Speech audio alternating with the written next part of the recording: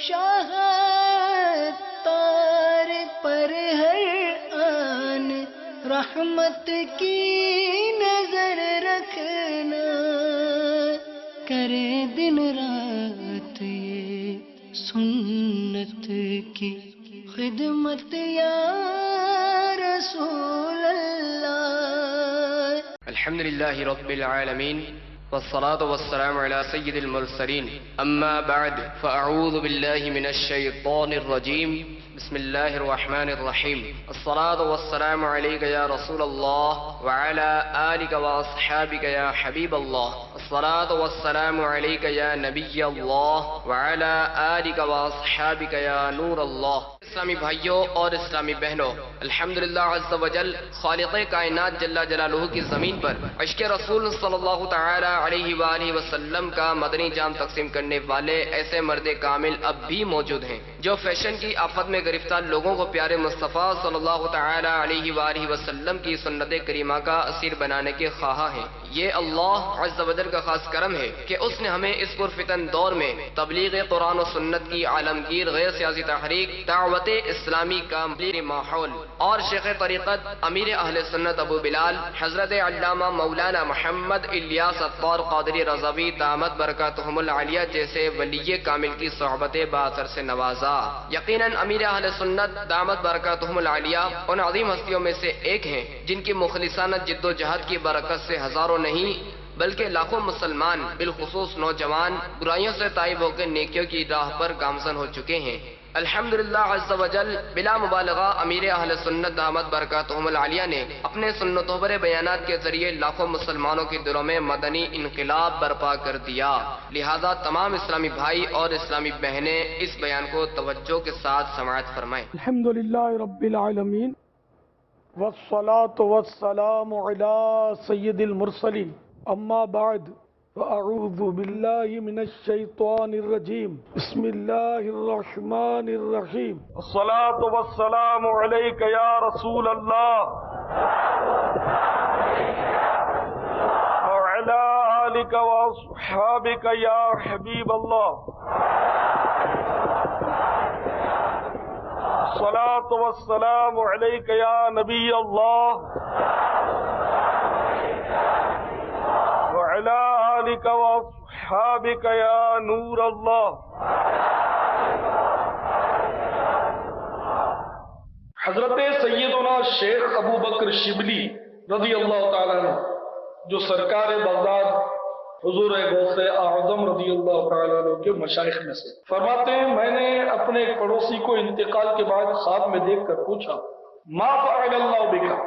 یعنی اللہ عز و جل نے تیرے ساتھ کیا معاملہ فرمایا؟ کہنے لگا، علی جا نہایت ہی خوفناک حالات سے دوچار ہوا اور خصوصاً منکر نکیر کے سوالات کے جوابات کے وقت میں گھبرا گیا، تو مجھے یہ خوف لاحق ہوا کہ کیا میرا خاتمہ ایمان پر نہیں ہوا؟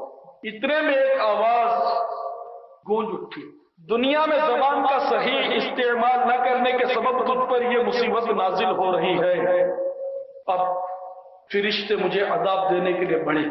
اتنے میں ایک بزرگ جو معطر اور حسن و جمال کا پائکر تھے، میرے اور فرشتگان عذاب کے درمیان حائل ہوئے، انہوں نے نکیرین کے سوالات کے جوابات دینے میں میری مدد کی، یوں میں عذاب سے بچ گیا۔ میں نے اپنے محسن کا شکریہ ادا کرتے ہوئے ان سے عرض کیا، اللہ عز و جل آپ پر رحمت فرمائے، آپ کون ہیں؟ فرمایا،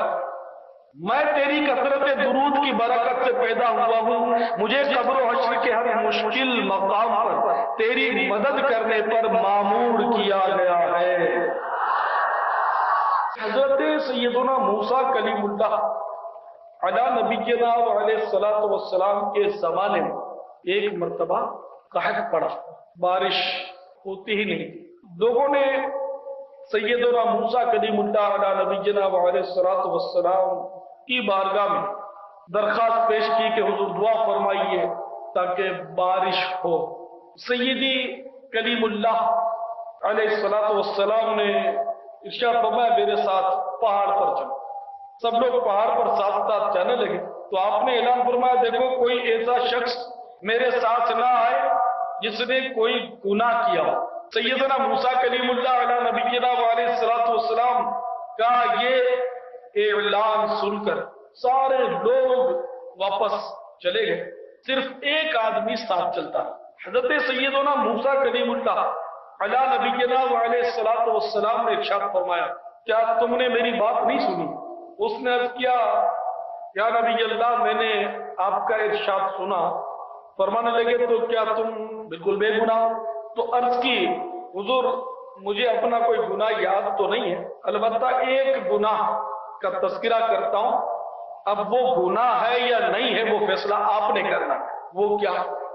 عرض کی، ایک دن میں کسی راستے سے گزر رہا تھا، ایک مکان کا دروازہ کھلا ہوا تھا، میں نے اس کھلے ہوئے دروازے کے اندر دیکھا تو کوئی کھڑا تھا۔ اب یہ نہیں سمجھ آئی کہ کھڑا تھا یا کھڑی تھی، مگر کسی کے گھر میں جھانکنے کا مجھے بہت قلق ہوا، اور جس آنکھ نے گھر میں جھانکا تھا یا کلیم اللہ، میں نے اس آنکھ کو نکال کر پھینک دیا۔ یہ دیکھیے میرے چہرے پر دو آنکھیں کہاں، ایک ہی تو آنکھ ہے، جس کو عرف عام میں ہم کانا بولتے ہیں، لیکن بزرگوں کے لیے لفظ نہیں مناسب، آپ کو سمجھانے کے لیے کہ میں تو ایک آنکھ والا ہوں۔ تو اب حضور اگر میرا وہ گناہ ہے تو مجھے آپ فرما دیجئے تو میں بھی چلا جاتا ہوں۔ حضرت سیدنا موسیٰ کلیم اللہ علیہ نبینا علیہ السلام اس کی بات سن کر بڑے خوش ہوئے اور فرمایا کہ یہ گناہ نہیں ہے، تم چلو، اب ہم دعا کرتے ہیں۔ چنانچہ دعا مانگی، اے قدوس، تیرے پاس جو کچھ ہے وہ ختم نہیں ہوتا اور تیرا خزانہ کبھی فنا نہیں ہوتا، بخل تیری صفت نہیں، پھر یہ کیا ہے جس سے تیرا موصوف ہونا قطعاً معروف نہیں؟ اپنے فضل و کرم سے ہم پر ابھی پانی برسا دے۔ بس فوراً بارش برسنی شروع ہو گئی اور دونوں حضرات بھیگتے ہوئے پہاڑ سے واپس تشریف لے آئے۔ بھائیو، اس واقعے میں ہمیں بہت ساری باتیں سیکھنے کو ملی۔ مثلاً اجتماعی طور پر توبہ کرنا، دعا کرنا، یہ انبیاء علیہ السلام کی سنت ہے۔ یہ الگ بات ہے کہ گناہ کرنے والے کو بھیج دیا گیا، اس میں یہ اشارہ ہے کہ گناہ کرنے والوں کی دعا، یعنی کہ گناہ یہ قبولیت دعا کی رکاوٹ ہے۔ کسی کے گھر میں جھانکنا یہ گناہ ہے، مگر قصداً جھانکا تو گناہ گار ہوا۔ اب کسی نے اپنے گھر کا دروازہ کھول دیا، کھلا رکھا اور بے اختیار اس میں نظر پڑ گئی تو گناہ نہیں، لیکن ہمارے ہاں اس پر پرہیز نہیں کی جاتی۔ لوگوں کے دروازوں میں بلا جھجک لوگ جھانکتے، دروازہ نہیں کھلا تو اچک کر جھانکتے ہیں، درار میں سے جھانکتے ہیں، کھڑکی میں سے جھانکتے ہیں، پردہ ہٹا کے جھانکتے ہیں، اور اس بات کی احتیاط اور پرواہ نہیں کرتے کہ کسی کے گھر میں جھانکنا گناہ ہے۔ اور اتنا گناہ ہے کہ حدیثوں میں یہ مضامین موجود ہیں کہ اگر کوئی کسی کے گھر میں جھانکے اور وہ گھر والا اگر اس کی آنکھ پھوڑ دے جھانکنے والے کی، تو اس گھر والے پر کوئی قصاص نہیں، سزا نہیں۔ لیکن آج بدقسمتی سے بالکل لوگوں کو اس کا علم ہی نہیں۔ یہ اس لیے کر رہا ہوں کہ آپ کا بھی ایک مطلب ہے کہ جس کا ذہن نہیں ہے اس کا ذہن بنے کہ اول تو کسی گھر میں جھانکنا نہیں چاہیے۔ اب لوگ چونکہ باز نہیں آتے تو اس لیے پھر ہم احتیاط کریں، لوگوں کو جھانکنے کا موقع ہی نہ دیں، اپنے دروازوں پر پردے رکھیں یا دروازہ کمرے کا بند رکھا کریں۔ اور یہ بھی پتا چلا کہ گناہ پر ندامت بہت اہمیت رکھتی ہے۔ الندم توبۃ، شرمندگی توبہ۔ تو سیدنا موسیٰ کلیم اللہ علیہ نبینا علیہ السلام کے امتی کو آپ نے دیکھا کہ اچانک گھر میں نظر پڑ گئی اور یہ بھی نہیں پتا کہ وہ کھڑا ہے یا کھڑی ہے،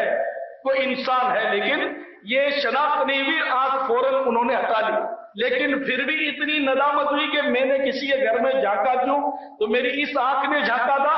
اس لیے اس آنکھ کو ہی نکال کے پھینک دیا۔ اور ہم دن میں بیسیوں سینکڑوں ہزاروں گناہ کرتے ہیں، ہمیں احساس تک نہیں ہوتا۔ تو پھر ایسے لوگوں کو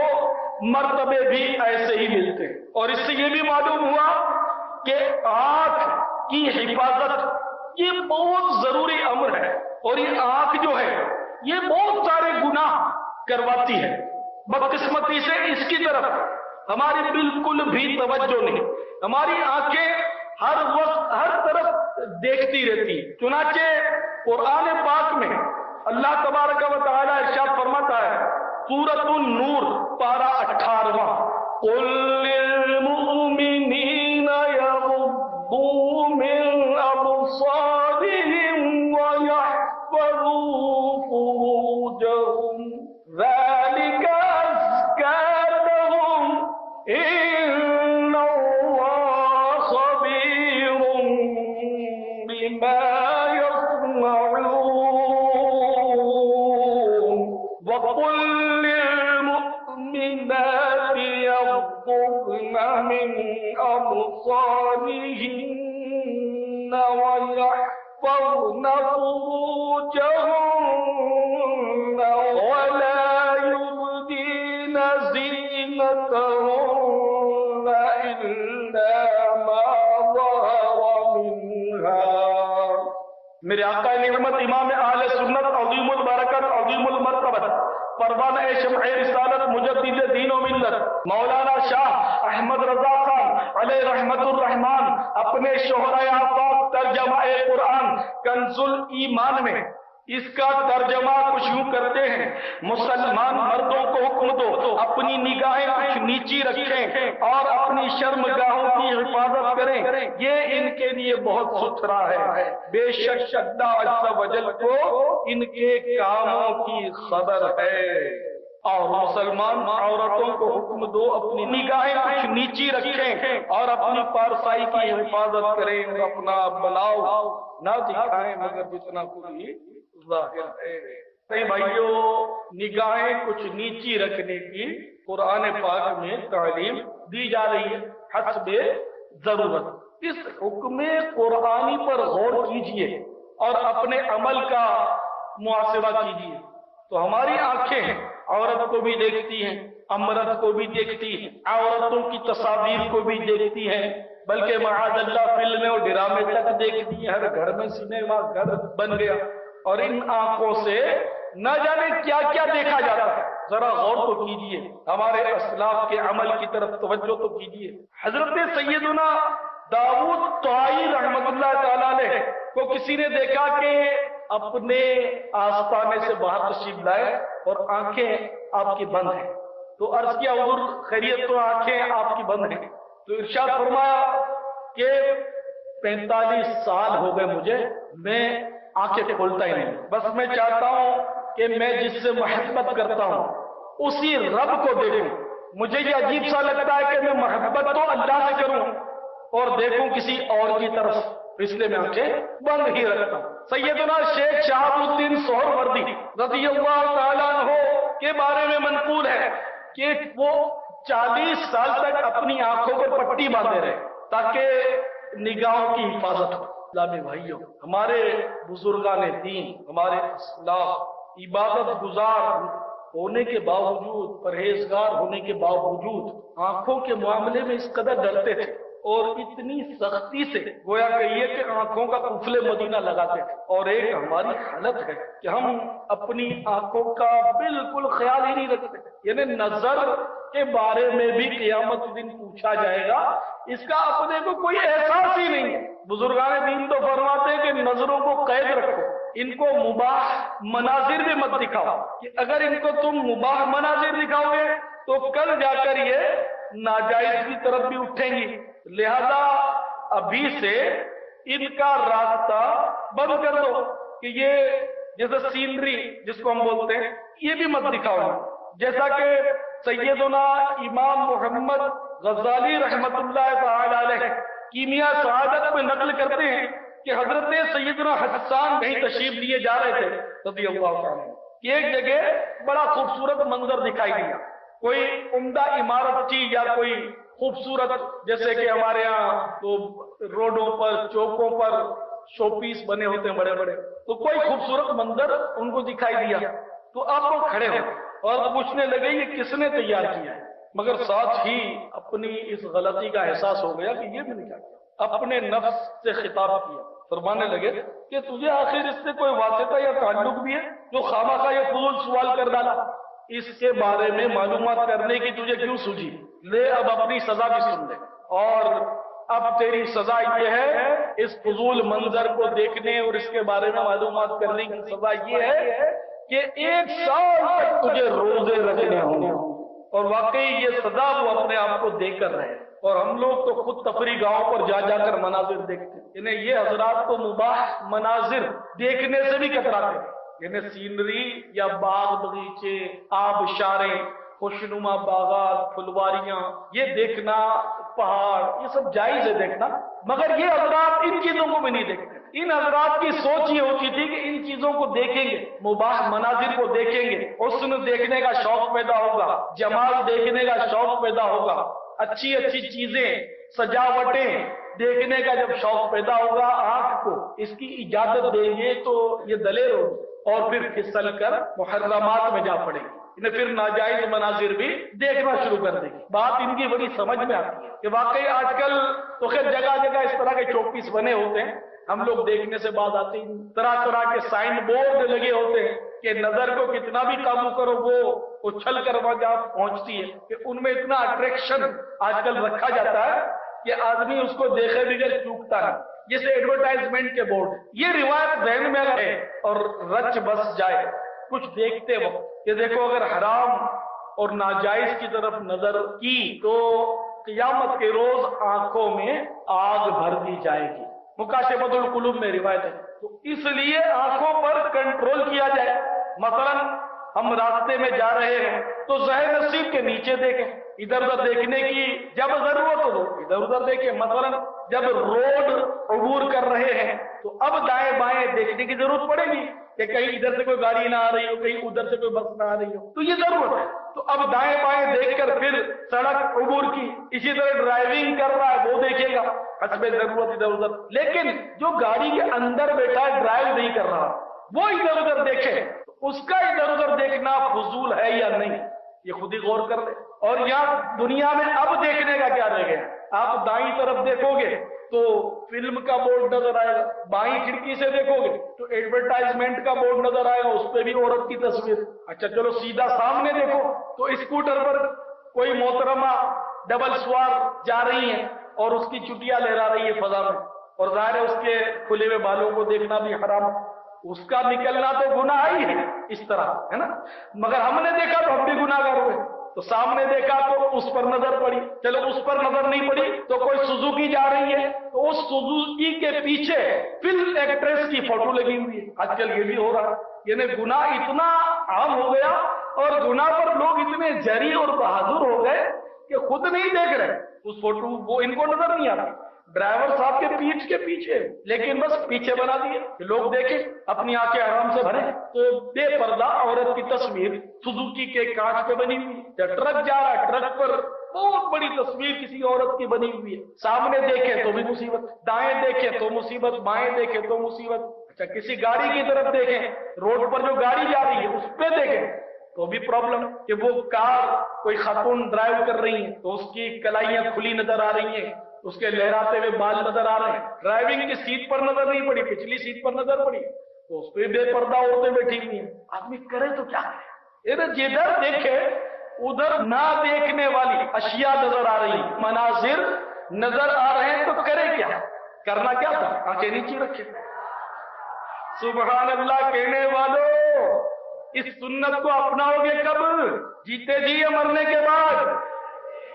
مرنے کے بعد تو یہ بظاہر بند ہو جائیں گی، نظر بہت کچھ آئے گا مگر بظاہر بند ہو جائیں گی، تو ہمارے آقا صلی اللہ علیہ وسلم کی آنکھیں حیا سے جھکی رہتی تھی، جیسا کہ میرے آقا امام اہل سنت اعلیٰ حضرت رضی اللہ تعالیٰ عنہ بارگاہ خداوندی میں مناجات کر رہے ہیں، یا الہی رنگ لائے جب میری بے باکیاں، ان کی سارا اپنی بے باکیوں کا تذکرہ کر رہے ہیں اعلیٰ حضرت تو ولی اللہ، ہماری واقعی یہی حالت ہے، ہم بے باک ہیں گناہوں پر، دلیر ہیں گناہوں پر، بڑے جرأت مند ہیں، یا الہی رنگ لائے جب میری بے باکیاں، ان کی نیچی نیچی نظروں کی حیا کا ساتھ، تو میرے آقا صلی اللہ علیہ وسلم شرم و حیا سے نگاہیں نیچی رکھتے ہیں۔ کسی اور نے کہا قفل مدینہ یہ دعوت اسلامی کی ایک اصطلاح ہے، اس کا مطلب یہ کہ آنکھوں کو گناہ سے بچانا، آنکھوں کا قفل مدینہ یہ کہ مطلب آنکھوں کو حرام سے تو بچانا، فضول نگاہی سے بھی بچانا. ہر وہ کام فضول ہوتا ہے، ہر وہ بات فضول ہوتی ہے، ہر وہ کام فضول ہوتا ہے جس میں نہ دین کا فائدہ ہو نہ دنیا کا. تو بلا ضرورت ادھر ادھر جیسے ہم لوگ دیکھتے ہیں، یہ بھی مطلب فضول نگاہی ہے. بد نگاہی نہیں کہلائے گی، فضول نگاہی. تو قفل مدینہ یہ ہے کہ فضول نگاہی سے بھی بچے. بد نگاہی سے تو بچنا ہی بچنا ہے، وہ تو شریعت کا حکم ہے، ورنہ تو آنکھوں میں آگ بھری جائے گی. فضول نگاہی سے بھی بچے تاکہ بد نگاہی سے بچنے کا سامان. گر دیکھے گا فلمیں تو قیامت میں پھنسے گا، آنکھوں پہ میرے بھائی لگا قفل مدینہ. تو اہل اللہ جو تھے وہ آنکھوں پر قفل مدینہ لگاتے تھے، اور ہمارے آقا صلی اللہ علیہ وسلم بھی نگاہیں نیچی رکھتے تھے. حسب ضرورت دیکھنا یہ تو خیر ثابت ہے، اس میں کوئی شک نہیں ہے. اس کے علاوہ بلا ضرورت میرے آقا کہیں بھی نہیں دیکھتے تھے صلی اللہ علیہ وسلم. جب راہ چلتے تھے نیچی نگاہیں کیے راستے کے ایک کنارے پر، تو چاخیں جھاڑیاں یہ بے تابانہ چادر سے چمٹ جاتی تھی. یعنی گویا توجہ شریف اتنی نیچی ہوتی تھی کہ وہ جھاڑیوں میں چادر وہ بازو کا اٹک جاتا. اور ہم لوگ جو گفتگو کرتے ہوئے ایک نفسیاتی طور پر ہمارا حساب ہے کہ جب ہم گفتگو کرتے ہیں تو سامنے والے کے چہرے پر دیکھتے ہیں. اگر آپ کا ذہن میں یہ پہلی بار آپ نے سنا ہے تو آئندہ جب کسی سے بات کریں تو آپ خود غور کرنا، فوراً آپ سامنے والے کے چہرے کو دیکھ رہے ہوں گے. اسی طرح مبلغ جب بیان کرتا ہے، مقرر جب بیان کرتا ہے، تقریر کرتا ہے، اس وقت بھی وہ لوگوں کے چہرے دیکھتا ہے. آپ میں سے جو مبلغ ہیں وہ بھی غور کر لینا کہ آئندہ جب آپ بیان کریں گے تو آپ فوراً لوگوں کے چہروں کو دیکھتے ہوئے بیان کریں گے. یعنی آپ سے نیچے دیکھ کر بیان ہو نہیں پائے گا، آپ سے نیچے دیکھ کر باتیں ہو نہیں پائیں گی، آپ چہرے دیکھے بغیر بول نہیں سکیں گے. تو اس کے خلاف شیطان بہت زیادہ مطلب سخت ہے. آپ کتنا ہی زور لگا لیں، آپ لوگوں کے چہرے پر دیکھے بغیر شاید بات نہیں کر سکو گے. تو اس کا مطلب ہے کہ شیطان کے آگے ہتھیار ڈال دو کہ یار یہ تو اپنے سے تو ممکن نہیں ہے، تو گناہ گار لوگ ہیں، ہم تو آنکھوں پر قفل مدینہ لگا ہی نہیں سکتے، ہم تو بات ہی نہیں کر پاتے جب تک سامنے والے کا چہرہ نہ دیکھیں. تو اگر آپ نے ہتھیار ڈال دیا تو اس کا مطلب شیطان کے سامنے آپ ہار گئے. تو یوں نہیں ہونا چاہیے، کوشش کرنی چاہیے. دیکھو نا، میں نے بھی بزرگوں کے واقعات سنائے. شیخ شہاب الدین سہروردی نے 40 سال تک پریکٹس کی اور آنکھوں پر پٹی باندھ کر رکھی تاکہ بد نگاہی سے بچنے کا عادت ہو جائے. فضول نگاہی سے بچنے کی تو اللہ والے لوگ تھے، بد نگاہی انہوں نے کیا کرنی تھی. تو ہم بھی کوشش کر کے کوئی سی صورت نکالیں کہ حتی الامکان نظر ہماری نیچی رہے اور بلا ضرورت سامنے والے کے چہرے کو نہ دیکھیں. کہ ہمارے آقا میٹھے میٹھے مصطفیٰ صلی اللہ علیہ وسلم جب کسی سے بات چیت کرتے تھے تو سامنے والے کے چہرے کی طرف سرکار کی نگاہیں نہیں ہوتی تھی. تو اس پر تو میں زیادہ زور لگا کر اس کو اپنا کر رہوں گا. حدیث پاک میں ہے افضل الاعمال احمسها، اعمال میں افضل عمل وہ ہے جو زیادہ مشکل ہو. تو جو عمل جتنا دشوار ہوتا ہے، اس عمل کا کرنا جتنا زیادہ مشکل ہوتا ہے، اتنا ہی اس کی فضیلت ہے. ابراہیم بن ادم رحمۃ اللہ علیہ کا قول بھی ملتا ہے کہ دنیا میں جو عمل جتنا دشوار ہوگا بروز قیامت نامہ اعمال میں، نیکیوں کے پلڑے میں، وہ اتنا ہی وزن دار ہوگا. طے کر لیجئے کہ ان آنکھوں نے بڑا پریشان کیا، بہت گناہ کر رکھی. یعنی جو چیز اٹھا کر دیکھو اس میں تصویریں، یعنی کہ بے حیا عورتوں کی تصویریں، ٹی وی کھولو تو اس میں تصویریں. تو شیطان پھر بولتا ہے آپ نے تھوڑی یار ڈرامے دیکھو، خبریں سنتے ہیں. تو خبریں بھی تو عورتیں دیتی ہیں، اس کے بھی آگے بھی یہ موسیقیاں ہوتی ہیں. آدمی کیا کرے، بڑا نازک دور آ گیا. تو بولے یار بس بچنا مشکل ہے اور ہتھیار ڈال لیں. شیطان جا کے ہتھیار ڈال دیا تو پھر آپ نے سو انگلی دی، وہ ہاتھ پکڑے گا اور گریبان میں ہاتھ ڈال دیں. شیطان کو تو انگلی پکڑا نہیں ہے. کوئی عمل مشکل نہیں، رب کی مدد شامل حال ہو جائے، اس کا کرم ہو جائے. اور جو آنکھیں نیچی رکھے گا، قفل مدینہ لگائے گا، اللہ تعالیٰ اس کے لیے ایسی لذت پیدا کر دے گا کہ بس یہ اس میں مست ہو جائے. اس کے عبادت میں ذوق پیدا ہوگا، خشوع اور خضوع پیدا ہوگا. اگر آپ کو یقین نہیں آتا تو آپ تجربہ کر لو. میرے آقا نعمت امام اہل سنت عظیم البرکت عظیم المرتبت پروانہ شمع رسالت مجدد دین و ملت مولانا شاہ احمد رضا خان علیہ رحمت الرحمان فرماتے ہیں کہ پہلے آنکھ بہکتی ہے، پھر دل بہکتا ہے، اس کے بعد صدر بہکتا ہے. تو آنکھ ہی کا راستہ بند کر دیا جائے. تو کوشش کیجئے، ایک بار کیجئے، 2 بار کیجئے، 3 بار کوشش کیجئے، کبھی تو انشاءاللہ جم جائے. ایک بزرگ کے بارے میں واقعہ ہے، وہ ایک گناہ کرتے تھے، پھر توبہ کرتے، پھر وہ گناہ ہو جاتا، پھر توبہ کرتے، 70 بار گناہ ہو گیا، 70ویں بار انہوں نے توبہ کی، پیچھے نہیں ہٹتے تھے، 71 بار پھر موقع آیا، پھر گناہ سرزد ہو گیا، پھر گڑ گڑا کر توبہ کی، یہاں تک کہ اس 71ویں کے بعد اس گناہ کی عادت نکل گئی۔ تو جب ہم توبہ کرتے رہیں گے رب معاف کرتا رہے گا، ہم توبہ کرتے رہیں گے وہ کرم فرماتا رہے گا، اس کی رحمت کا دروازہ بند نہیں ہوتا، اس کی رحمت کے خزانے ختم نہیں ہوتے، مایوسی نہیں۔ تو انشاءاللہ کوشش کریں گے کوشش، آخر کبھی تو شیطان دم دبا کے بھاگے گا، ہم اس سے ڈرتے رہیں گے شیطان سے، اور مجبوریاں یوں سوچتے رہیں گے تو شیطان تو کمزور دیکھ کر کوئی بھی قابو پا لیتا، تو شیطان کے آگے کمزور ہونا ہی نہیں ہے، بس رب کی رحمت پر ہمیں بھروسہ کرنا۔ تو اللہ والوں کی شانیں تو نرالی ہیں۔ ہم بولتے ہیں آنکھیں بڑی نعمت ہے، حقیقت میں آنکھیں بڑی نعمت ہے، تو اس نعمت کا استعمال کیا تو حضرت سیدنا زید انصاری رضی اللہ تعالیٰ عنہ سے پوچھئے کہ آنکھوں کا استعمال کیا ہے؟ مدارج النبوت میں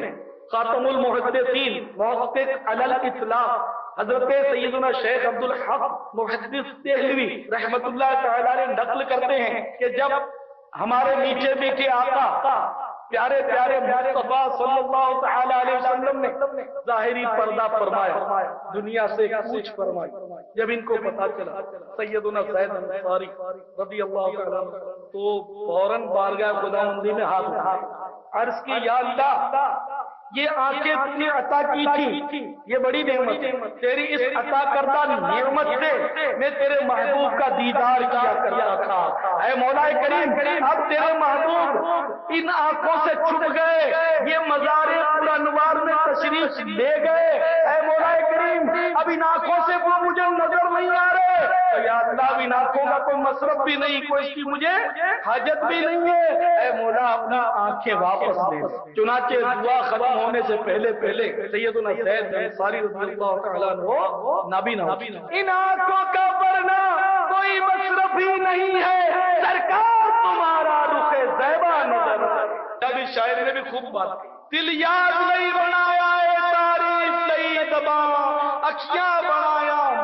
سونے دے دیدار وارث۔ حجت الاسلام امام محمد غزالی رحمت اللہ تعالیٰ علیہ نقل کرتے ہیں ایک بزرگ نے ایک بار ایک عورت کو گھورا، توجہ نہیں رہی اور بے خیالی میں ان کو دیکھ لیا، ان کو بڑا اس کا صدمہ ہوا کہ یہ گناہ میں نے کیوں کیا۔ اے فلمیں ڈرامے دیکھنے والوں، بے تحاشا عورتوں اور امردوں کو گھورنے والوں، سنو، اس بزرگ کو بڑی ندامت ہوئی کہ میں نے یہ کیا کر دیا، میں نے اللہ کی اس عطا کردہ آنکھ سے اس کی نافرمانی کر دی، عورت کو دیکھا، توبہ تو کی خیر، اور ساتھ ہی اپنے آپ کو سزا دینے کی قسم کھائی کہ اب میں کبھی بھی ٹھنڈا پانی نہیں پیوں گا، لہذا وہ جب تک زندہ رہے کیسی سخت گرمی ہوتی کبھی انہوں نے ٹھنڈا پانی نہیں پیا، یہ نفس کو سزا دیتے تھے۔ ان کی توبہ بڑی نرالی ہوتی اللہ والوں کی۔ کیمیا سعادت میں کہ ایک بزرگ کا ہاتھ کسی عورت پر پڑ گیا، آج کل تو ہاتھ چموائے جاتے ہیں بدقسمتی سے، سر پر ہاتھ پھیرے جاتے ہیں عورتوں کے جھرمٹ میں بیٹھنے کے باوجود بزرگی سلامت رہتی ہے، عورتوں کے ہاتھ پیر دبوانے سے بھی بزرگی سلامت رہتی ہے۔ آج کا دور بڑا نازک ہے، وہ اللہ والوں کا دور تھا، وہ خالص اور مخلص بزرگوں کا دور تھا۔ تو بہرحال ایک بزرگ کا ہاتھ کسی عورت پر پڑ گیا تو انہیں اتنی ندامت ہوئی کہ وہی ہاتھ انہوں نے آگ میں ڈال کر جلا دیا۔ بنی اسرائیل میں ایک بزرگ عرصے دراز سے عبادت میں مشغول رہتے تھے اپنے حجرے میں، ایک بار ایک عورت دروازے پر آ کر کھڑی ہو گئی، ان کی نظر پڑی، شیطان نے بہکایا تو اس کی طرف وہ بزرگ لپکے اور قدم صومعے سے باہر نکالا، اپنے عبادت خانے سے باہر نکالا، جیسے ہی باہر نکالا فوراً خوف خدا غالب آئے کہ نہیں مجھے یہ کام نہیں کرنا چاہیے۔ تو پھر خیال آیا کہ یہ پاؤں تو دروازے سے باہر نکلا ہے اور اللہ کی نافرمانی کے لیے یہ پاؤں نکلا ہے، اب یہ پاؤں میرے کمرے میں نہیں داخل ہوگا، چنانچہ وہیں بیٹھ گئے اور اس پاؤں کو اندر کمرے میں لیتے ہی نہیں تھے، یہاں تک کہ وہ پاؤں گرمی سردی اور موسم کی وجہ سے گل سڑ کر اپنے جسم سے جھڑ گئے۔ کتنی قوت برداشت ہوگی حضرات کی، کس طرح کرتے ہوں گے، عقلیں حیران ہیں، لیکن ہمارا یہ عقلوں میں نہیں آتا، لیکن ایسا ممکن ہے۔ تو ہمارے اسلاف جو تھے گناہ اگر ہو بھی جاتا تھا تو اپنے آپ کو ایسی سزائیں دیتے تھے کہ بعد میں گناہ کرنے کی جرأت ہی نہ رہے۔ حضرت سیدنا جنید بغدادی رضی اللہ تعالیٰ عنہ فرماتے ہیں ایک بزرگ کو ایک رات سخت سردیاں تھی تو نفس نے سستی دلائی کہ اب رات کافی پڑی ہے، سو جاؤ، صبح اطمینان سے غسل کر لینا۔ نے دل میں آیا جیسے کہ ہمارے ہاں تو یہ بات تو عام ہی نوجوانوں میں ہوتی ہے کہ رات میں اگر ایسا ہو جائے تو وہ تو نمازیں بھی قضا کر دیتے ہیں۔ بے شمار سے نوجوان ہیں کہ نماز پڑھتے ہیں لیکن جب یوں ہوتا ہے تو گھر والوں سے شرماتے ہیں، قیامت کی شرم کو بھول جاتے ہیں اور نماز قضا کر ڈالتے ہیں۔ لیکن یہ اللہ والے نماز کو قضا کرنے کا تصور نہیں ہے، صرف تاخیر۔ یہ تاخیر بھی نہیں تھی کہ جس گھر میں جنوب ہوتا ہے، بے غسلہ ہوتا ہے، اس میں رحمت کے فرشتے داخل نہیں ہوتے۔ تو بہرحال کہ نفس نے سستی کی کہ بہت سخت سردی ہے، رات میں کیسے غسل کرو گے، صبح کر لینا پھر نماز پڑھ لینا۔ جب یہ بات آئی تو بزرگ رحمت اللہ تعالی علیہ نے قسم کھائی کہ میں اس نفس کو سزا دوں گا اور اب میں کپڑوں سمیت نہاؤں گا اور کپڑوں کو نچوڑوں گا بھی نہیں، اپنے جسم ہی پر خشک کروں گا۔ چنانچہ انہوں نے ٹھنڈے پانی سے غسل کیا، کپڑوں سمیت، کپڑوں کو نچوڑا بھی نہیں اور ٹہلتے رہے تاکہ ہوا لگتی رہے، اور اس طرح مطلب یعنی کہ ٹھٹرتے ٹھٹرتے انہوں نے اپنے کپڑے اپنے جسم ہی پر سکھائے۔ کیسی سزا دی ہم سوچ بھی نہیں سکتے۔ سردیوں میں گرم پانی چاہیے وضو کے لیے، اس سے بھی وضو کرنے میں سستی ہوتی ہے، گیزر لگا ہوا ہے پھر بھی سستی ہوتی ہے، نمازیں قضا ہو جاتی ہیں کہ لحاظ سے کون نکلے۔ اور ان اللہ والوں کی تو کیا شان تھی، یعنی کیسی نرالی ان کی سوچ تھی، کیسی مدنی سوچ تھی، اور کتنا حسین انداز ان کے ہاں مطلب توبہ کا ہوتا تھا۔ جبھی تو ان کو یہ مدارج ملتے تھے اور یہ درجات حاصل ہوتے تھے۔ حضرت سیدنا ابو طلحہ رضی اللہ تعالیٰ عنہ صحابی اپنے کھجوروں کے باغ میں نماز ادا کر رہے تھے کہ ایک پرندہ اڑتا وہ سامنے سے گزر گیا۔ بس وہ پرندہ بڑا حسین تھا، نظر اس پرندے پر پڑی نماز پڑھتے پڑھتے، اور کچھ غفلت سی ہو گئی، رکعت بھول گئے کہ کون سی رکعت، اس پرندے کی وجہ سے کہ 3 ہوئی 2 ہوئی کچھ یاد نہیں۔ چنانچہ اتنا آپ کو افسوس ہوا نماز کے دوران اس پرندے پر نظر پڑ جانے کا کہ اس باغ میں ہوں تو پرندہ آیا، پرندہ دیکھا میں نے، نماز بھولا۔ آپ نے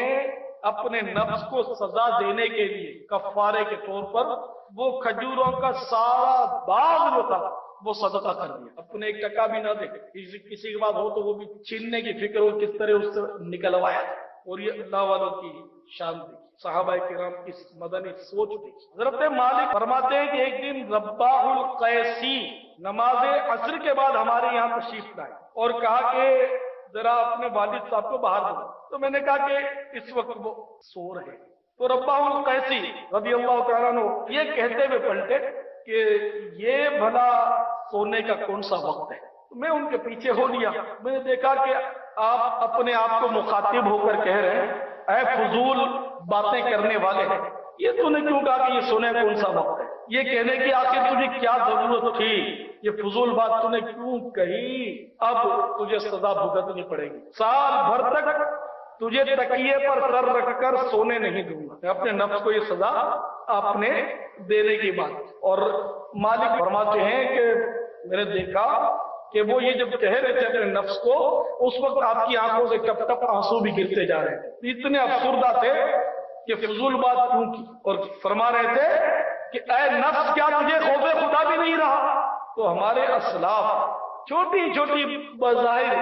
باتوں کو اتنا فیل کرتے تھے اور اس قدر اپنے نفس کا محاسبہ کرتے تھے اور اس قدر مجاہدات ان کے ہوتے تھے کہ یہ مباح باتیں بھی اپنے آپ کو نہیں کرنے دیتے تھے کہ یہ نفس مباح باتیں کرے گا تو کل جا کر مزید ناجائز باتوں میں بھی پڑے گا۔ تو خاموشی ان کا شیوا ہوتا تھا۔ زبان کے قفل مدینہ کا علم یہ ہوتا تھا کہ حضرت سیدنا حاتم اصم رحمت اللہ تعالی علیہ کے بارے میں منقول ہے کہ آپ نے ایک مرتبہ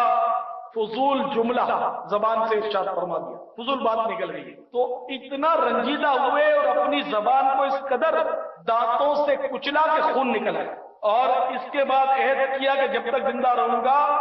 کسی سے بات نہیں کروں گا۔ چنانچہ 20 سال تک آپ زندہ رہے اور کسی سے بات ہی نہیں۔ حضرت سیدنا بابا فرید الدین گنج شکر رحمت اللہ تعالی علیہ اپنے ملفوظات شریف میں فرماتے ہیں کہ اللہ تبارک و تعالی نے جب حضرت سیدنا آدم صفی اللہ علی نبینا و علیہ الصلوۃ والسلام کے مبارک منہ میں زبان کو رکھنا چاہا تو زبان سے فرمایا اے زبان دیکھ تجھے پیدا کرنے کا مقصد یہ ہے کہ تو میرے نام کے سوا کسی اور کا نام نہ لے اور میرے کلام کے سوا اور کوئی کلام نہ پڑھے، اگر ان کے علاوہ تو نے کچھ اور کہا تو یاد رکھ تو بھی اور باقی اعضاء بھی مصیبت میں گرفتار ہوں گے۔ تو مطلب یہ کہ زبان اللہ کی رضا کے بغیر کچھ بھی نہ بولے، اس کا نام لے، اس کے محبوبوں کا نام لے، کام کی بات کرے، اس بنانے والے پروردگار عز و جل کی مرضی کے خلاف کوئی کلام زبان نہ کرے۔ تو زبان پر قفل مدینہ لگا ہوا ہونا چاہیے، ہر وہ بات فضول ہے کہ جس میں نہ دنیا کا فائدہ ہو نہ دین کا فائدہ۔ اور آج کل فضول باتوں کی پوزیشن کیا اتنی لمبی اور چکنی کرتے ہیں لوگ کہ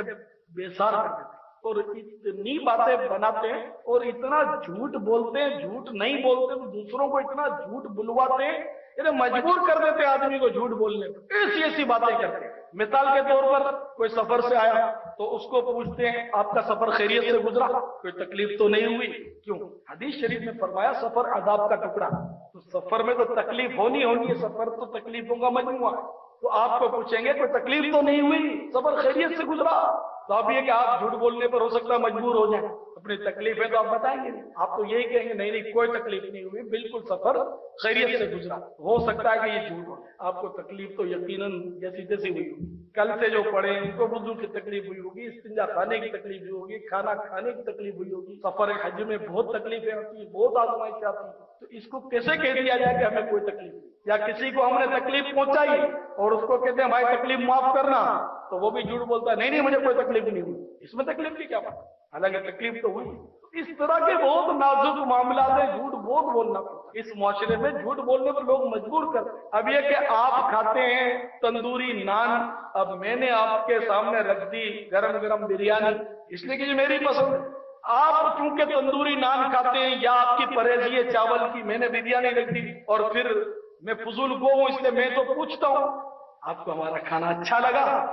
اب اگر آپ کہہ دو کہ آپ کا کھانا اچھا نہیں لگا تو میں آپ کا دشمن بنا جاتا ہوں، میری دل چکنی ہوتی ہے، اور آپ بولتے کہ اچھا لگا تو جھوٹ ہو رہا ہے۔ مگر کوئی اتنا سوچتا نہیں، پھٹ کر کے بولتے بہت اچھا کھانا پکایا آپ نے، مزہ آ گیا، دل خوش ہو جائے، یعنی مسکے خوشامد اس میں بھی بڑی فضول ہوئی اور جھوٹ کی آمد۔ تو بس یہ کہ زبان کا قفل مدینہ لگ جائے، اگر اس طرح آپ غور کرتے چلے جائیں گے تو آپ دیکھیں گے کہ بہت ساری فضول باتیں آپ کو ملیں گی۔ آپ کسی کے گھر مہمان ٹھہریں گے تو گھر والا آپ کو بولے گا آپ کو ہمارے گھر میں تکلیف تو نہیں ہوئی، نیند برابر آئی سنا، تو آپ نے ہاں ہی کرنا ہے کہ جی بالکل گھوڑے بیچ کے سویا تھا، بڑا سکون ہے، آپ کا گھر بڑا آرام دہ ہے، حالانکہ بجلی فیل ہو گئی تھی، پنکھا بند ہو گیا تھا، پسینے سے شرابور تھے، رات کروٹیں لے کر آپ نے گزاری، لیکن آپ کو جھوٹ بولنا پڑا کہ میں بڑا آرام سے سویا تھا، اس لیے کہ آپ جھوٹ نہیں بولیں گے اس کا دل ٹوٹ جاتا۔ تو ایسے موقع پر کیا جواب دیا؟ میرے ساتھ تو بہت ہوتا ہے، میرے تو گھر کے مرغوں کا بھی لوگ حال دریافت کرتے ہیں، بچے آپ کے خیریت سے، مجھے اس طرح کے لوگ سوالات کرتے ہیں، تو پھر میں مطلب موقع کی مناسبت سے اس کے جوابات دینے کی کوشش کرتا ہوں، کیا جب آخر میں ملا تھا اس وقت تو مجھے وہ صحیح نظر آئے۔ گھر میں سب خیریت ہے الحمدللہ علی کل حال، ہر حال میں اللہ کا شکر ہے، کیا کہہ دیتا ہوں کہ انشاءاللہ خیریت سے ہوں گے، تو اب جھوٹ نہیں ہوا، خیریت سے ہوں گے انشاءاللہ۔ اب میں یہاں اجتماع میں بیٹھا بیان کر رہا ہوں، آپ پوچھ رہے گھر میں خیریت ہے، مجھے کیا پتا کہ گھر میں خیریت ہے یا کوہرام مچا ہوا، کسی کو کچھ پتا تو نہیں چلتا نا۔ آپ یہاں ہیں کراچی میں، گھر آپ کا حیدرآباد میں، اور میں پوچھوں کہ آپ کی امی ٹھیک ہے نا، ابا کی طبیعت خیریت ہے نا، آپ کے بچے، تو آپ تو ہاں یہاں کریں گے، لیکن سوچے تو وہی آپ کے پاس کون سا آلہ ہے جو آپ نے دیکھ لیا کہ آپ کے گھر میں سب خیریت ہے؟ کیا پتا کوہرام مچا ہوا ہو اور وہ آپ سے مسلسل کانٹیکٹ کرنے کے تگو دو میں ہو کہ کسی طرح کانٹیکٹ ہو جائے کہ گھر میں یوں ہو گیا، ایمرجنسی ہو گئی۔ تو کچھ کسی کو پتہ نہیں چلتا، لیکن ہمارے یہاں سوالات اس معاشرے میں اتنے فضول سوالات کیے جاتے ہیں، آپ بھی سوچ میں پڑ گئے ہوں گے کہ یار آج اس کو کیا ہو گیا ہے، یہ تو بڑی عجیب عجیب باتیں اور عجیب عجیب نکات بیان کرتا ہے۔ آپ غور کر لیجیے کہ یہ معاشرہ آپ کو جھوٹ بات بات پہ بلواتا ہے نہیں بلواتا ہے، بات بات پہ بلواتا ہے۔ میری سوچ ابھی تو، اور اس کے علاوہ میں اگر بولتا چلا جاؤں اور مجھے یاد آتا جائے تو غالباً بہت دیر ہو جائے۔ ایسے بے شمار جملے جو ہیں وہ لوگ پوچھتے ہیں اور جھوٹ بلواتے ہیں اس میں، اور لوگوں کو بولنے پڑتے ہیں۔ اب میں نے آپ کو مطلب سمجھو کہ بنیاد ڈال دی، اب اس پر عمارت آپ بنائیں کہ کیا کیا فضول باتیں اور جھوٹ مطلب اس معاشرے میں بغیر مجبوری کے، بغیر لذت کے بولا جاتا ہے، اور دوسروں کو اچھا لگانے کے لیے، خوشامد کے لیے ہم لوگ کیا کیا جھوٹ بولتے ہیں۔ تو کاش ہمارا اس حدیث پاک پر عمل ہو جائے، من صمت نجا، جو چپ رہا اس نے نجات پائی۔ یہ ترمذی شریف کی حدیث تھی جو میں نے عرض کی۔ ظاہر نصیب اس حدیث کو ہم اپنے سینے میں اتار دیں۔ خاموشی پر قائم رہنا 60 سال کی عبادت سے بہتر ہے۔ تو اہل اللہ جو تھے وہ بہت احتیاط کرتے تھے، بہت زیادہ بولنے سے احتیاط فرماتے تھے۔ چنانچہ شیخ بابا فرید الدین گنج شکر رحمت اللہ تعالیٰ نے فرماتے ہیں کہ آپ نے کسی سے یہ دریافت کیا کہ فلاں شخص آ گیا ہے، پھر اپنے دل میں سوچا کہ اس پوچھنے کی ضرورت تو تھی نہیں مجھے، وہ آیا نہیں ہے، میرے کو اس میں کوئی کام تو اس کا تھا نہیں، میں نے یہ کیوں پوچھا، بغیر ضرورت میں نے پوچھا۔ تو اتنا صدمہ ہوا کہ 30 سال تک اس کے کفارے میں آپ نے کوئی گفتگو ہی نہیں، چپ سادہ۔ میں نے کیوں پوچھا کہ فلاں آیا کہ نہیں، مجھے اس کی کیا ضرورت، جب ضرورت تو پوچھ نہیں تو پوچھ آتی، میں بے ضرورت میں نے کیوں یہ بات کی۔ ایسے قفل مدینہ لگاتے تھے ہمارے بزرگان دین۔ ہم یہ طے کر لیں کہ جیسے ہی فضول گفتگو ہماری زبان سے نکلی ہم نے 12 مرتبہ درود شریف پڑھنا ہے۔ تو اس طرح بھی ہو سکتا ہے کہ فضول باتیں کم ہوں۔ خیر میں تو بہت زیادہ بولتا ہوں، اللہ کرے میری عادت بھی کم گوئی کی پڑے۔ تو میں کوشش کرتا ہوں کہ اب یہ بات کرنا چاہتا ہوں، میں بولوں۔ بار ایسا ہوتا ہے پھر میں سوچتا ہوں کہ یار یہ نہ بولوں تو، کیونکہ اس کا کوئی فائدہ نظر نہیں آ رہا، ٹھیک ہے ابھی نہیں بولتے اس کے اس بولنے کی جگہ پر چلو درود شریف پڑھ لیتے۔ تو اس طرح الحمدللہ کوشش کرتا ہوں اور درود شریف پڑھ لیتا ہوں، تو دل کو سکون ملتا ہے کہ اس بولنے میں اتنا فائدہ نہیں تھا جتنا انشاءاللہ درود شریف پڑھنے میں فائدہ ملے گا۔ ہاں نیکی کی دعوت، اچھی بات کرنے میں حرج نہیں ہے، جیسے بیان ہو رہا ہے تو اس کو ہم فضول نہیں کہیں گے، ٹھیک ہے نا، بلکہ یہ تو خاموشی سے افضل ہے۔ اب اس بیان میں بھی محتاط رہنے کی ضرورت ہے، اور وہ ہم سے نہیں ہو پاتی، احتیاط نہیں ہو پاتی۔ سیدنا حجت الاسلام امام محمد غزالی رحمت اللہ علیہ فرماتے ہیں کہ جو بات ایک لفظ میں ہو سکتی ہے اگر وہ بات 2 لفظ میں تو دوسرا فضول ہے اور اس کے لیے وبال ہے۔ تو ہم یعنی کہ ایک بات کو 10 لفظوں میں بھی بول کر تھکتے نہیں، بلا ضرورت کئی الفاظ میں ہم بولتے ہیں، اور کئی الفاظ تو لغت میں بھی فضول ہے۔ مثلا اگر آپ اس پر غور فرمائیں گے تو تقریباً کی عادت ہوتی ہے ذرا کام وام کر لوں، کھانا وانا کھا لوں، تو یہ وانا اور وام یہ فضول ہے، محمل بولتے ہیں جس سے کوئی معنی نہ بنتے۔ روٹی ووٹی فضول، چائے شائے، چائے اور ساتھ میں شائے بولا تو یہ ظاہر فضول ہوا۔ پانی وانی، پانی پونی، نوکری ووکری، بچہ بچہ، یعنی اس طرح کے تو اتنے الفاظ، مطلب مثالیں میں کیا تو آپ سے گفتگو کریں اگر غور کرنے کی عادت پڑی آپ کی، ذہن بنا مدنی، تو آپ خود دیکھیں گے آپ گھڑی گھڑی رک جائیں گے کہ یار یہ فضول لفظ نکلا، اب کیا، اب درود شریف پڑھنے کی اپنے آپ کو میٹھی میٹھی مدنی سزا دیں، نفس کو تکلیف دیں گے درود شریف پڑھیں 12 مرتبہ۔ تو اس طرح بے شمار الفاظ، پھر ایک بات جو کہنی ہے وہ چند لفظوں میں کہی جا سکتی ہے، اس پر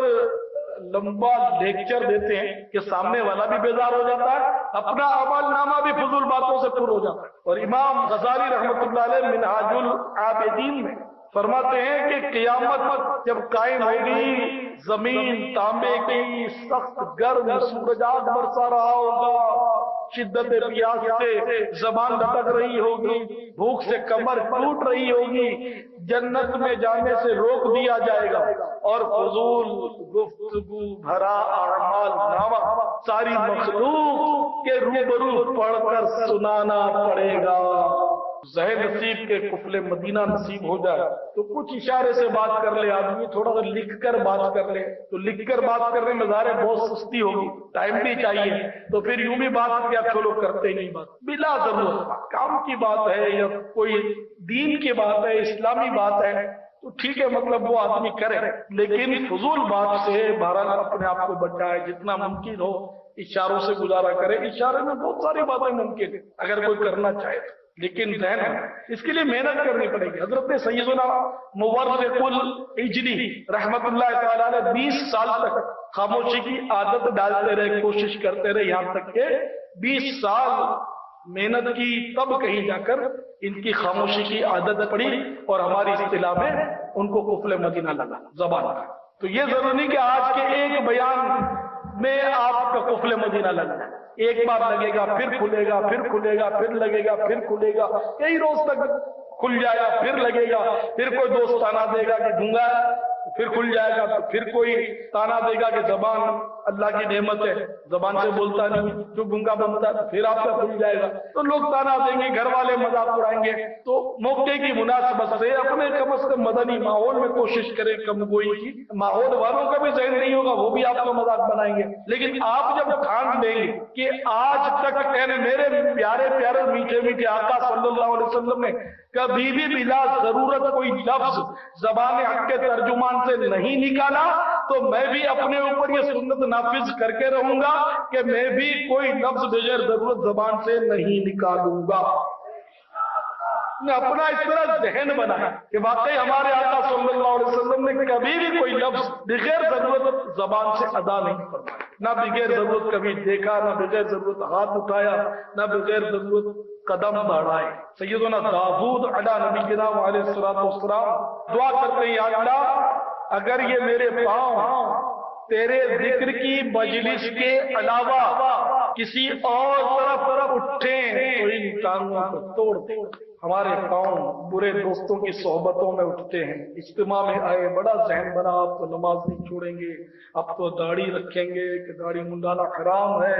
यहूदियों जैसी शक्लें कैसे बनाएंगे, हमको सुन्नत सजाएंगे, अंग्रेजों की तरह इंग्लिश बाल नहीं रखेंगे, महबूब के गेसुओं और जुल्फों की सुन्नत अदा करेंगे। और हमारे आका सल्लल्लाहु अलैहि वसल्लम ने हमेशा टोपी पर इमामा शरीफ का ताज सजाया है, हम इमामा शरीफ का ताज भी सजाएंगे, ये भी करेंगे, वो भी करेंगे, सफेद लिबास सिलवाएंगे, सुन्नतों का अपने आप को पूरा चलता फिरता नमूना बनाएंगे, सब ज़हन बना के जाओगे। फिर वही फ्रेंड सर्कल अगर आपका मजाक मस्खरी वाला है, आपका दोस्त मजाक करता है, मस्ती करता है, कम गोई नहीं करता, नमाजों की सुस्ती करता है, मॉडर्न है, तो फिर बड़ा मुश्किल है कि आपकी सोहबत मुअस्सिर होती है। सोहबत सालेह तुरा सालेह कुनत, सोहबत तालेह तुरा तालेह कुनत। अच्छे की सोहबत मुझे अच्छा बना देगी, बुरे की सोहबत मुझे बुरा बना देगी। तो इज्तिमा में जो कुछ सीखा असर लिया वो सब ये आपका फ्रेंड सर्कल अगर है तो वो खत्म कर। तो इसलिए हर दिल अजीज बनने की सूरत यही है कि आप हर एक के साथ यकसा सलूक रखने की कोशिश कीजिए, सबसे मुस्कुरा कर मिलिए और सबके साथ यकसा ताल्लुकात रखिए। किसी एक को आपने पक्का दोस्त बना लिया या 3-4 का ग्रुप बना लिया, उनके साथ उतना बैठना है तो बड़ा मुश्किल है कि इस दौर में ऐसे दोस्त या इस किस्म की टोलियां दीन का काम कर पाए, ये बड़ा मुश्किल है। ये अपने तजर्बे की बिना पर अर्ज कर रहा, जिनको दीन का काम नहीं करना वो एक से दोस्ती करता है, 3-4 से दोस्ती करता है, वो सैर तफरी करते हैं, इज्तिमा में भी आते हैं तो साथ आते हैं, एक दोस्त का मूड नहीं है तो दूसरा भी फिसल जाता है, एक ने दाढ़ी रखी दूसरा बोलता है यार बाद में देखेंगे, अभी तो यूं है तो मेरी मंगनी होने वाली है तो नौकरी नहीं लगी, तो फुला है तो मेरा माहौल ऐसा है, तो फिर वो दूसरा भी फिसल जाता है। सही भाइयों, आप कोशिश कीजिए और कुफले मदीना जबान पर भी लगाइए, अल्लाह से दुआ भी कीजिए, अल्लाह हमें कर दे अता कुफले मदीना, हर एक मुसलमान ने लगा कुफले मदीना, यार न जरूरत के सिवा कुछ कभी बोलूं, अल्लाह जमा का हो अता कुफले मदीना, माशर में मुझे वरना पड़ी होगी नदामत, अल्लाह जमा का हो अता कुफले मदीना, हर लफ्ज का किस तरह हिसाब मैं दूंगा, अल्लाह जमा का हो अता कुफले मदीना।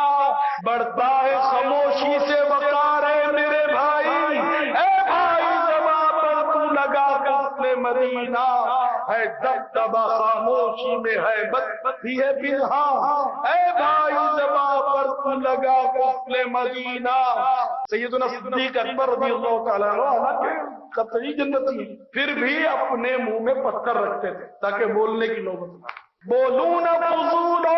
رہے نیچی نگاہیں، آنکھوں کا زباں کا دے خدا قفل مدینہ، نہ وسوسے آئے نہ مجھے گندے خیالات، دے ذہن کا اور دل کا خدا قفل مدینہ، رفتار کا گفتار کا کردار کا دے دے،